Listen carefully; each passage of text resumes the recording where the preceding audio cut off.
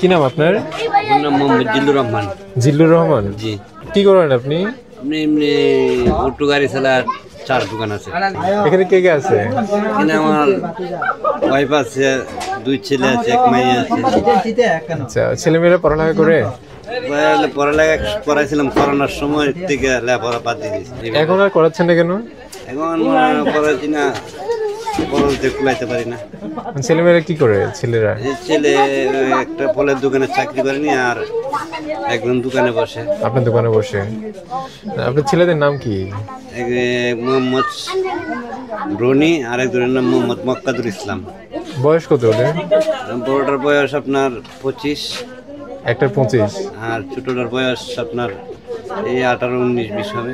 ছেলে মেয়েদের পড়ালেখা করতে ইচ্ছে করেন, ওরা বলে না যে আমরা পড়ালেখা করবো? করবে না, আমি তো কুলাইতে পারছি না, মানে কি করবো। আপনার কোনো ইচ্ছে করে না তাদেরকে পড়ালেখা করতে? আমাদের ইচ্ছা ছিল তো, চাকরি কি বলতে সমর্থন কুলায় না, সমর্থের কারণে পারতেছেন না। ওরা বড়ই কি হতে চায়, যেভাবে আছে এইভাবে কিছু হইতে চায়, মনে হয় সরকারি চাকরি হইতে চায়, অনেক কিছু হইতে চায়, কিন্তু আমাদের তো তৌফিক নেই, তো কেমনি করাবো বলে। এখানে কত বছর ধরে আছেন? আমি এখানে 17-18 বছর।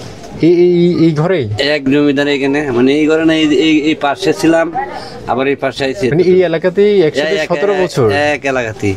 অনেক আগে আসছে। আপনি কি আপনার বিয়ের আগে আসছেন এখানে? হ্যাঁ, আমার বিয়ের আগে আসছি।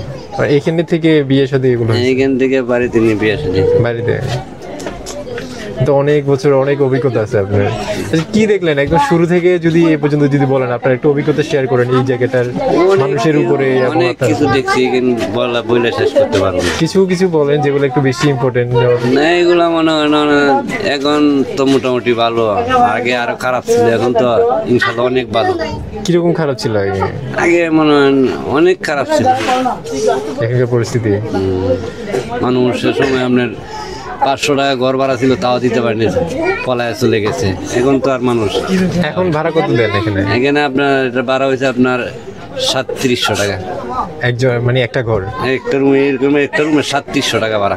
এখানে সর্বোচ্চ ভাড়া কত? এখানে 3700 আছে, এইদিকে 3500, এইদিকে 3000, এরকম 2200। এটা মানে গ্যাসের লাইনের উপরে নির্ভর। গ্যাস লাইনের উপরে? এগুলোতে গ্যাস আছে, তো এই জন্য ভাড়া একটু বেশি। কি ঘরের ভিতরে গ্যাস নাকি ওই যে নির্দিষ্ট একটা জায়গাতে? বাইরে। সবাই কি ওখানে রান্না বান্না করে? এখানে সবাই রান্না করে। আচ্ছা, এমনি সুবিধা কি কি আছে এখানে? ওই কারেন্ট আছে না? কারেন্ট আছে, বিদ্যুৎ দেয়া, এবং হচ্ছে গ্যাস দেয়া, দুইটা একসাথে, সরকারি গ্যাসগুলো। সরকারি গ্যাস। আচ্ছা, যাক ভালো। তো এই ছেলেমেয়েরা সবাই মিলে হচ্ছে এখানে এই ঘরেই আছেন? না না, আমার ছেলে, আমি থাকি দোকানে, আর মেয়ে থাকে মেয়ের খালার সাথে। আচ্ছা, আর ছেলেরা এখানে থাকে? ছেলেরা এখানে থাকে। ওদের মা কোথায়? ওই যে কতক্ষণ আগে কথা বলছেন না উনি। ও আচ্ছা, উনি। আচ্ছা, ঠিক আছে, তাহলে ধন্যবাদ আপনাকে। আমাদেরকে চাচা রান্নাঘরের কথা বলছিল, আমরা একটু রান্নাঘরটা একটু দেখানোর চেষ্টা করি, যে রান্নাঘরটা আসলে কিরকম এখানে। আসসালামু আলাইকুম, আমরা একটু রান্নাঘরটা দেখতে আসছিলাম আপনাদের। এটাই? আচ্ছা, একটু আগে চাচা যে কথাটা বললো যে রান্নাঘরের কথা, সেটা হচ্ছে এটা। এখানে হচ্ছে গ্যাস লাইন দিয়ে গ্যাসের যে সুবিধাটা, সেই সুবিধাটা হচ্ছে এখানে দেয়া আছে।